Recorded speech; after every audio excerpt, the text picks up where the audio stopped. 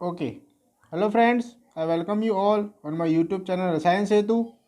Friends, in today's video, we are going to discuss previous year questions of quantum chemistry which was asked in TIFR GS 2015 exam. Okay friends, so let's start. See, this is your first question. It says, indicate which of the following is or are acceptable wave functions in quantum mechanics in the range minus infinity to plus infinity. That is, you have given five wave function, friends, and you should find that out of in these functions what is acceptable wave functions. Okay friends, acceptable wave functions find करना है आपको इन पांचों wave functions में से. चलिए देखते हैं. देखिए फ्रेंड्स, अगर आप क्वांटम मैकेनिक्स की बात करते हैं सो इसमें एक्सेप्टेबल वेव फंक्शन के लिए कंडीशन क्या होती है? The wave function should be finite, continuous, single valued and normalized. Finite, continuous, single value and normalized. ये आपकी फ्रेंड्स कंडीशन है. अगर आपके कोई भी वेव कंडीशन इनको फॉलो करता है तो ये क्या होगा? एक्सेप्टेबल होगा. इनमें से कोई भी कंडीशन अगर फॉलो नहीं होती है तो उसको हम क्या बोलेंगे? Non acceptable. सो देखिए, एक एक करके सारे वेव फंक्शंस पे कंडीशन अप्लाई करते जाइए. जो फर्स्ट वाला है आपका straight line equation y is equal to X wave function, अगर आप इसका ग्राफ ड्रॉ करेंगे तो ये कुछ इस तरह से आपको मिलेगा. सिंगल लाइन, स्ट्रेट लाइन आपको मिलती है. ठीक है फ्रेंड्स. तो देखिए फ्रेंड्स, यहाँ पर ये क्या है? ये तो फाइनाइट ही इनफाइनाइट है. ये लाइन बिल्कुल आगे तक जाएगी. कंटिन्यूस तो है लेकिन और ये सिंगल वैल्यू भी नहीं है. डिफरेंट पॉइंट्स पर डिफरेंट वैल्यू आ रही. तो ये तो क्या है? Not acceptable.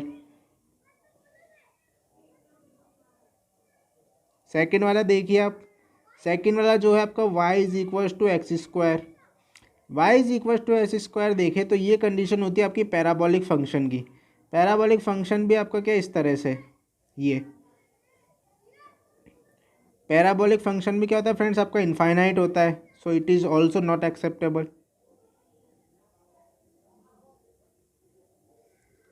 Now third is y is equal to sine X. यहाँ पर y और हम वेव फंक्शन या गामा साई जो आपको गिवन है. ठीक है, psi is equal to sine X जो आपको गिवन है. देखिए, अगर आप इसका ड्रॉ करते हैं आप साइन एक्स का ग्राफ, सो साइन एक्स का ग्राफ क्या होता है? इस तरह से आपको मिलता है. यहाँ पे देखिए आपके ये कोफिशिएंट्स होते हैं. इन कोफिशिएंट्स की वैल्यू जो होती है एट अ टाइम क्या होती है? सिंगल वैल्यू होती है. तो ये जो होता है आपके एक तो फाइनाइट होते हैं, सिंगल वैल्यू होते हैं, कंटिन्यूस भी है एंड नॉर्मलाइज भी होता है. सो ये एक तो क्या हुआ आपका जो ऑप्शन नंबर थर्ड है that is sine is equal to sine X, वो एक्सेप्टेबल हो गया. अब देखिए नेक्स्ट ऑप्शन देखिए आप. नेक्स्ट ऑप्शन जो है फ्रेंड्स आपका गिवन है sign is equal to e की पावर माइनस एक्स. देखिए फ्रेंड्स, अगर आपके इसमें रेंज होती 0 टू प्लस इन्फिनिटी, अगर क्वेश्चन में रेंज होती तब तो sign is equal to e की पावर माइनस एक्स एक्सेप्टेबल होता है. लेकिन minus infinity to plus infinity के लिए ये नॉट एक्सेप्टेबल होता है. Psi is equal to e की पावर माइनस एक्स. तो आपको ये कंडीशन ध्यान रखनी है फ्रेंड्स. जो कंडीशन गिवन, अगर आपको जो रेंज है 0 to plus infinity, then in this condition it will be acceptable, but from minus infinity to plus infinity it will not acceptable. Okay, so ये भी नॉट एक्सेप्टेबल हो गया. देन फाइनली जो fifth number का आपका psi is equal to e की power minus x square, ये भी आपके फाइनाइट होता है. So it is also acceptable. Okay, so देखिए इन पांचों में से आपको कौन कौन से एक्सेप्टेबल वेव फंक्शन मिले? Your wave function number 3 and your function number 5. So 3 and 5 are acceptable इसके अकॉर्डिंग. ओके, एंड 3 and 5 किस ऑप्शन में आपकी? देखिए option number A. Option number A में आपको दिख रहा है 3 and 5, यही आपको गिवन है. सो your option number A is the correct answer for this question. Okay friends, चलिए नेक्स्ट क्वेश्चन देखते हैं. See this is your next question. For a harmonic oscillator in this ground state in its ground state, that is V is equals to 0 state, the energy is given by E is equals to half h nu, where mu is the vibrational frequency. This is due to friends आपको एक harmonic oscillator की ground state given है, इसकी ground state की में V is equals to 0 होती है and energy की टर्म हाफ एच न्यू होती है। तो इसका आपसे रीज़न पूछा गया, इन चारों ऑप्शन में से आपको रीज़न बताना है फ्रेंड्स। ओके, तो चलिए देखते हैं। देखिए फ्रेंड्स, अगर हम बात करें सिंपल हार्मोनिक ऑसिलेटर की, in simple harmonic oscillator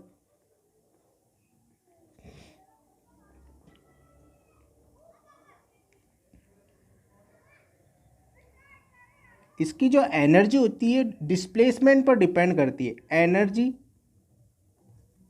is depends on X square, where X square is क्या है, डिस्प्लेसमेंट। ओके फ्रेंड्स, डिस्प्लेसमेंट है आपका। एंड देखिए डिस्प्लेसमेंट पर डिपेंड करें, and you should know that the every value displacement is possible. ठीक है, displacement की एवरी वैल्यू पॉसिबल होती है, सो एवरी वैल्यू के लिए क्या होगी, कुछ एनर्जी की टर्म भी होगी। सो इट मीन्स आपकी क्या डिस्प्लेसमेंट कंटिन्यूस होता है, तो आपका जो एनर्जी की वैल्यू भी होगी वो क्या होगी, कंटिन्यूस होगी। ओके फ्रेंड्स, सो एनर्जी की वैल्यू कंटिन्यूस होगी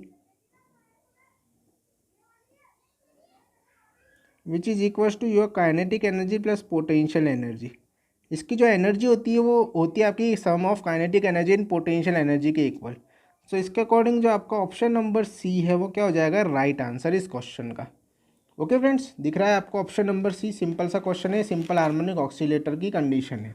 सो because of energy is equals to sum of kinetic energy and potential energy. Okay, so that's why जो आपसे पूछा गया इसकी ग्राउंड स्टेट में जो एनर्जी है वो ज़ीरो है। ठीक है फ्रेंड्स, तो चलिए नेक्स्ट क्वेश्चन देखते हैं आप। This is your next question.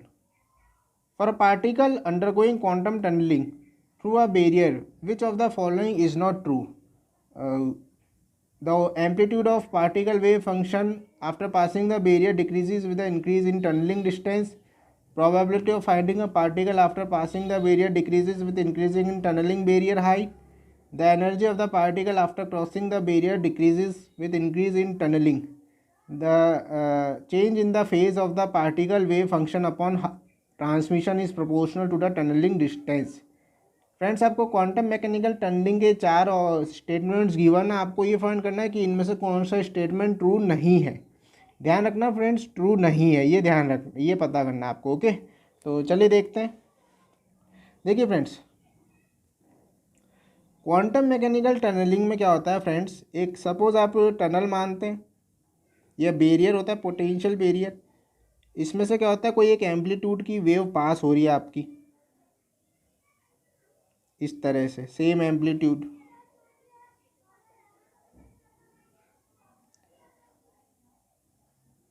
Okay friends, यहाँ से पास हुई है। तो देखिए फ्रेंड्स, क्या होता है कंडीशन, जो आपका भी बैरियर होता है, एनर्जी बैरियर, इसके पहले तो क्या है, ऑसिलेट कंडीशन में होती है वेव। इसके अंदर क्या होता है, ऑसिलेशन डिक्रीज हो जाता है, एक तरह से आप बोलते हैं जीरो हो जाता है वेव का। एंड इसके बाद वापस से क्या होता है, ऑसिलेशन इंक्रीज होता है। लेकिन अब देखिए, आप क्या देखते हैं कि जो इसका एम्पलीट्यूड होता है वो डिक्रीज हो जाता है। ये होती है क्वांटम मैकेनिकल टनलिंग। एक जनरली मैं आपको छोटा सा, अगर आपने पढ़ी हुई होगी तो समझ आ जाएगा, वरना एक छोटा सा एग्जांपल है, बस एक इसका ब्रीफ डिस्क्रिप्शन है। क्वांटम टनलिंग ये कॉन्सेप्ट होता है कि कोई वेव है, वो क्वांटम बैरियर में से पास होने के बाद क्या होता है फ्रेंड्स, उसका एम्पलीट्यूड डिक्रीज हो जाता है। ठीक है, तो देखिए एक स्टेटमेंट, जनरल स्टेटमेंट जो होता है, हम ये देख लेते हैं कि क्वांटम मैकेनिकल टनलिंग में जो energy of the tunnel particle is same, but the probability amplitude of particle after passing the barrier is decrease. Okay friends, ये स्टेटमेंट आपको ध्यान रखना है कि इन क्वांटम मैकेनिकल टनलिंग, मैं आपको यहाँ पे लिख के बता देता हूँ, in quantum mechanical tunnelling the energy of the tunnel particle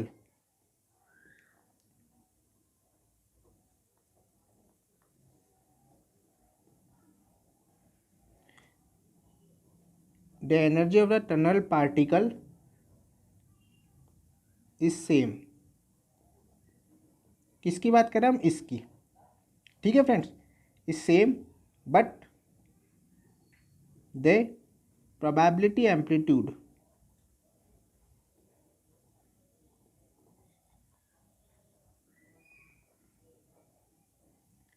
of particle after passing the barrier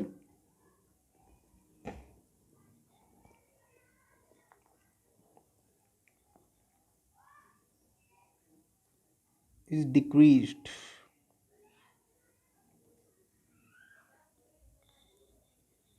तो आपको फ्रेंड्स ये ध्यान रखना कि ये टनलिंग से पहले की कंडीशन है, ये आपकी क्या है? बैरियर है, एनर्जी बैरियर, एंड ये इसको क्रॉस करने के बाद कंडीशन है। ये क्या है? यहाँ पे टनल बनाकर इसको क्रॉस करता है, तो इसलिए हम इसको टनलिंग बोलते हैं। ठीक है फ्रेंड्स, तो देखिए आपको दिख रहा है एम्पलीट्यूड, देखिए आप वेव का पहले सेम था, लेकिन जब आप टनलिंग हुई, टनलिंग के बाद जो टनल पार्टिकल का एम्पलीट्यूड है तो वो तो क्या हुआ? डिक्रीज हो जाता है आपका। तो ये आपको पता है कि after tunnelling the amplitude and the probability of finding the particle will decrease but energy remain same. Okay friends, बस ये आपको ध्यान रखना है। तो अब ये जो स्टेटमेंट आपने लिखा है, energy remain same but probability and amplitude will decrease, उसके बेस पे देखिए आप अपने चारों ऑप्शन देखिए, कॉर्नर में आपको क्वेश्चन दिख रहा है। देखिए फर्स्ट स्टेटमेंट क्या बोल रहा था? Amplitude of particle wave function after passing the barrier decreases. जी हाँ, बिल्कुल सही ऑप्शन है, ये ट्रू है, लेकिन आपको जो ट्रू नहीं है वो फाइंड करना, तो ये आंसर नहीं होगा। बी ऑप्शन देखिए, the probability of finding the particle after passing the barrier decreases. देखिए ये भी बिल्कुल सही ऑप्शन है, हमने यही बात करी है इस पूरे स्टेटमेंट में कि जो एम्पलीट्यूड एंड प्रोबेबिलिटी वो डिक्रीज हो रही है, तो ये ऑप्शन भी सही है। इट मीन्स ये भी आंसर नहीं होगा। अब देखिए third option, the energy of the particle after crossing the barrier decreases. ये ऑप्शन आपका ट्रू नहीं है, क्योंकि यहाँ पर हमने बात करी है the energy of the tunnel particle is same before tunneling and after tunneling. Okay, so it means your option number C are not true. Okay, so यहाँ पर आपका क्या आ जाएगा? जो ऑप्शन सी है वो आंसर आएगा इस क्वेश्चन का। आपसे यही पूछा गया था which statement is not true, so your option number C is not true. Okay friends, quantum mechanical tunnelling का क्वेश्चन नहीं है। चलिए नेक्स्ट क्वेश्चन देखते हैं। See, this is your next question. Question says, which of the following statements is or are true? आपको ये तीन statement given है फ्रेंड्स, आपको ये फाइंड करना है इनमें से कौन सा ट्रू है और कौन सा ट्रू नहीं है। ठीक है, तीन स्टेटमेंट्स है, चलिए देखते हैं। देखिए फ्रेंड्स, फर्स्ट स्टेटमेंट आपसे कह रहा था, कॉर्नर में आपको दिख रहा है, the state function sine is always equal to the function of the multiply function of time multiply by function of the coordinates. तो फ्रेंड्स देखिए, अगर आप देखते हैं कि कोई स्टेट फंक्शन, तो ये जो यहाँ पे कंडीशन दे रहे ना, the multiplication of function of time and function of coordinates, ये जो आपका होता है ये होता है आपका वेव फंक्शन। वेव फंक्शन जो होता है आपका रिजल्ट होता है multiplication of coordinates and time का, स्टेट फंक्शन नहीं होता है। So it means your option first false हो गया आपका। ठीक है, ये तो आंसर होगा नहीं। नेक्स्ट देखिए आप, if f1 and f2 are eigen functions of a operator b। देखिए आपको ऑपरेटर b गिवन है, उसके f1 and f2 eigen function given है। ठीक है, तो ये आपके कुछ आइगन वैल्यू आ जाएगी, नहीं फंक्शंस आ जाएंगे। आइगन फंक्शन की कंडीशन ये होती है ना, ऑपरेटर को ऑपरेट करने के बाद function shouldn't be change, function change नहीं होना चाहिए, तो वो आइगन फंक्शन है। ठीक है, अब then c1 f1 plus c2 f2 must always be an eigen function of b। तो आपसे ये कहा गया है कि c1 f1 plus c2 f2 को जब आप सॉल्व करेंगे तो ये भी इसके क्या होंगे? आइगन फंक्शन होंगे। c1 एंड c2 के यहाँ पे कॉन्स्टेंट्स आपके। तो देखिए फ्रेंड्स, अगर आप इनको क्वांटिटी को सॉल्व करते हैं तो सॉल्व करने पे क्या होगा? आपके c1 c2 तो बाहर आ जाएंगे, एंड ये क्या बचेगा आपके b f1 plus f2। Function constants तो बाहर आ गए, एंड ये f1 प्लस f2, एंड आप b f1 प्लस f2 को सॉल्व करेंगे तो किसी भी कंडीशन में आपको ये value b F1 plus F2 नहीं मिलेगी। मीन्स जो यहाँ पर आपका फंक्शन है वो सेम टू सेम आपका फंक्शन आपको यहाँ पर नहीं मिलेगा इसके सॉल्यूशन में। एंड आइगन फंक्शन की कंडीशन हमको पता है कि जब आप कोई ऑपरेटर ऑपरेट करते हैं तो जी किसी फंक्शन पर ऑपरेट करते हैं तो जो रिजल्ट आता है वो फंक्शन सेम होना चाहिए, आपका चेंज नहीं होना चाहिए। और यहाँ पर क्या रिजल्ट चेंज हो जाएगा। सो इट मीन्स आपका जो ऑप्शन सेकंड है ये भी क्या हो गया, फॉल्स हो गया। ओके फ्रेंड्स, ये भी फॉल्स हो गया आपका। तो चलिए, तो इट मीन्स अब आपका क्या बचा, ऑप्शन नंबर थर्ड ही बचा। Obviously the operator L square commutes with L X plus L Y. Okay, so your option number third is true, that is L square is a commutator of Lx plus Ly। देखिए इसको आप solve कर ले, अगर आपको फिर भी है तो किस तरह से सॉल्व कर सकते हैं। इसको हम अलग अलग लिख लेते हैं। L square commutes with Lx and L square commutes with Ly। इसमें से एक को सॉल्व कर लीजिए आप। देखिए एल स्क्वायर को Lx के साथ कम्यूट करिए, किस तरह से आएगा ये। देखिए एल स्क्वायर को हम बाहर ले लेते हैं, 1 इंटू एल एक्स। तो यहाँ पे देखिए 1 इंटू एल एक्स भी आपस में कम्यूट कर रहे हैं। So 1 dot L X minus L X dot 1। So यहाँ पे क्या हो जाएगा, L square into 1 minus 1 which is equal to 0। So ये इसका रिजल्ट क्या है, 0। Similarly L square into L Y का रिजल्ट भी क्या आएगा, 0। सो इट मीन्स ये आपस में क्या होंगे, कम्यूटेटर्स होंगे। L square is a commutator of L X plus L Y. ये सॉल्यूशन करके सो ऑप्शन थर्ड जो है आपका आंसर सही होगा। That is option D. Option third तो आपका क्या है, ट्रू स्टेटमेंट है। एंड ये आपका किस में दे रखा है इस क्वेश्चन के अकॉर्डिंग, ऑप्शन डी में। ऑप्शन डी में दिख रहा only third. Okay friends, so option D आपका क्या है इस क्वेश्चन का राइट आंसर। चलिए नेक्स्ट क्वेश्चन देखते हैं। See this is your next question. Which of the following statements are true. Friends आपको 4 स्टेटमेंट गिवन है, आपको ये फाइंड करना है इनमें से कौन सा ट्रू है कौन सा फॉल्स है। तो फ्रेंड्स आप जनरली देख रहे हैं कि इस पेपर में काफ़ी स्टेटमेंट वाले क्वेश्चन रिपीट हुए। तो मतलब अगर आप देखें तो टिफर जो है क्वांटम मैकेनिक्स में थियोरेटिकल पार्ट पर ज़्यादा अप्रोच करता है।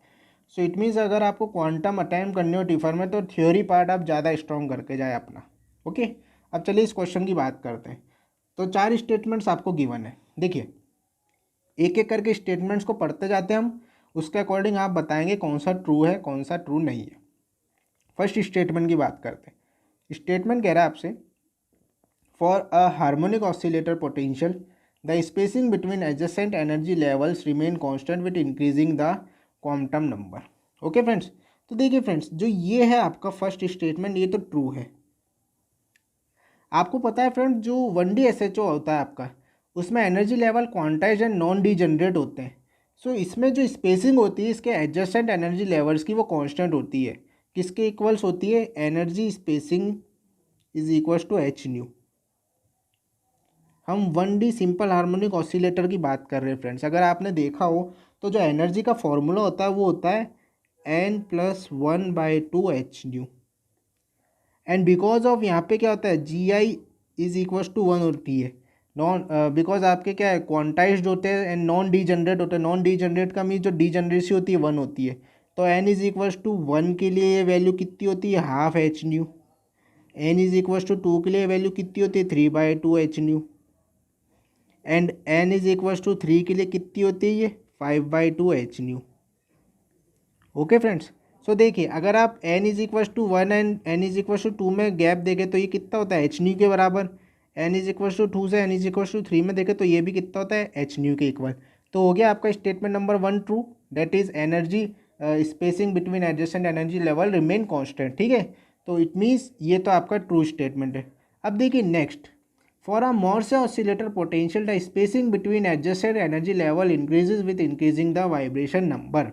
तो देखिए फ्रेंड्स जो आपका मोर्से पोटेंशियल होता है, मोर्से पोटेंशियल लेवल या मोर्से ऑसिलेटर पोटेंशियल,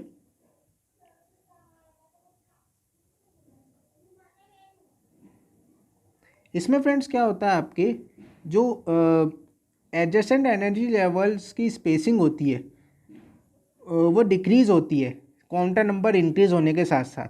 देखिए फ्रेंड्स, इसको क्या होता है, आप कंपैरेटिवली देखते हैं।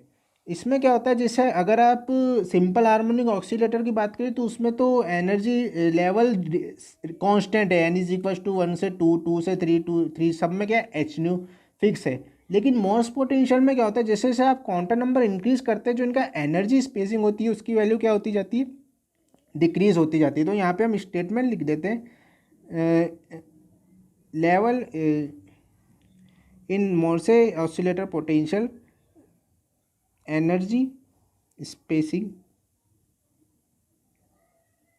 decreases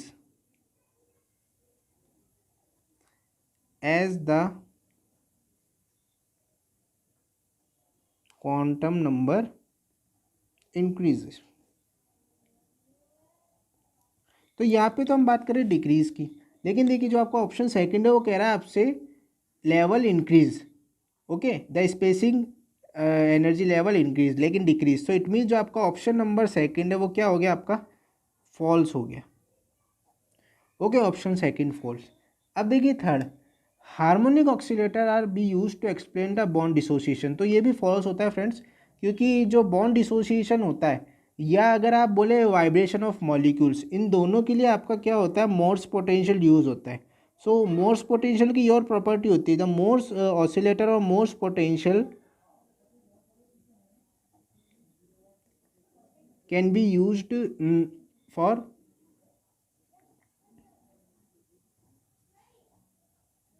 explanation of bond breaking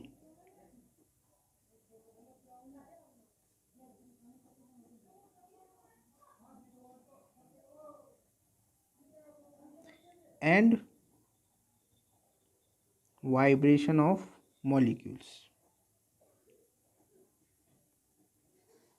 तो ये एक तो मोर्स पोटेंशियल के बारे में आपको ज़्यादा पता होना चाहिए। तो देखिए दोनों के बारे में हमको पता लग गया कि सिंपल हार्मोनिक में तो एनर्जी लेवल्स की स्पेसिंग कांस्टेंट है, मोर्स पोटेंशियल में जैसे जैसे क्वांटम नंबर इंक्रीज होता है जो स्पेसिंग होती है डिक्रीज होती जाती है। इसके अलावा मोर्स पोटेंशियल का यूज़ होता है bond breaking and vibration of molecules को एक्सप्लेन करने में। तो इसके अकॉर्डिंग देखिए जो आपका थर्ड स्टेटमेंट है वो तो हो गया फॉल्स, थर्ड तो हो गया आपका फॉल्स, सेकंड भी फॉल्स था आपका। एंड देखिए जो फोर्थ स्टेटमेंट है आपका, फोर्थ क्या कह रहा है, Morse oscillator can be use to explain the vibration of molecules. तो ये हमने यहाँ पे इसकी प्रॉपर्टी बताई है, तो फोर्थ वाला क्या हो गया आपका, ट्रू स्टेटमेंट। तो यहाँ से देखिए आपका क्वेश्चन में यही पूछा था कौन सी स्टेटमेंट ट्रू है। So statement number first and fourth are true. पता लग गया फ्रेंड्स आपको। अब देखिए ये किससे रिलेटेड है, आपका ऑप्शन बी, क्वेश्चन के अकॉर्डिंग दिख रहा है फ्रेंड्स आपको, ऑप्शन बी में ये ऑप्शन है, that is statement first and fourth are true. तो ये बहुत ही सिंपल सा क्वेश्चन है फ्रेंड्स, स्टेटमेंट वाला। आपको बस SHO simple harmonic oscillator and Morse oscillator की प्रॉपर्टीज़ की पता होनी चाहिए, देन ये क्वेश्चन आपका अटैम्प्ट हो जाएगा। ओके फ्रेंड्स, सो ये थे आपके कुछ क्वेश्चन जो जो टिफर जीएस 2015 में आपसे पूछे गए थे। आई होप आपको समझ आए होंगे friends. Okay, so thank you friends, thank you for watching.